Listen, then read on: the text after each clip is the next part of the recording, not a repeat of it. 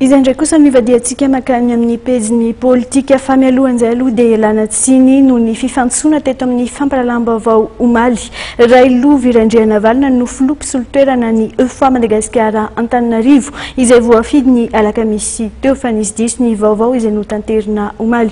Ifanja Razakabona kosa no filoha voafidy ny EFA Antananarivo izay koa no ivadiantsika makany amin'ny pejy politika indray. Nitondra ny heviny mikasika ny raharaha eo anivon'ny temirandi olona ny loolona Tima Olgara Malason no soritan'ity senatera ity fa mety ho mpanihatra eo anivon'ny antemirandi olona ny tiako i Madagasikara. Mety irona amin'ny fanoherana ny Tima ao anatin'ny antemirandi olona araka ny fanambarana nataon'ny Olgara Malason. Manjaka tokana ary tsy manokatra varavarana ho an'ny fifampiresahana manko ny HVM izay manana ny maro anisa eo anivon'ny antemirandi olona. Ny fitsipika anatin'ny antemirandi olona izay milaza fa tokony olona 5 vao afaka manangana vondrona parlementaire dia manery ankolaka ny Tima sy ny mapara hiaraka ho any amin'ny fanoherana.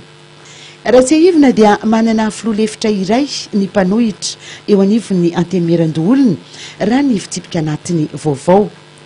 Mety aradiva izany ny Tima sy ny mapara anangana vondrona parlementaire iray ary aka ny toeran'ny mpanohitra eo anivon'ny antemirandi olona fa nazavandra matoa Olgara Malason. Ny mapara aloha efa milaza ny heviny ihany koa amin'ilay tsy fankasitrahany amin'izay le hoe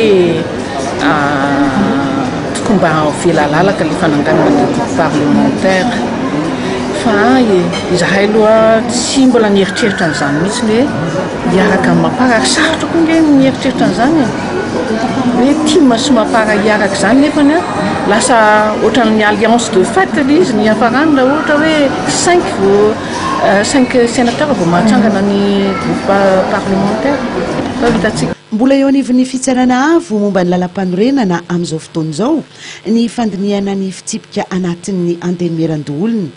Ny loolona Olgara Malason dia miantso ny mpikambana ao anatin'ny HCC andray fanapahan-kevitra voalanjalanja ary mitondra makany amin'ny fitoniana ara politika.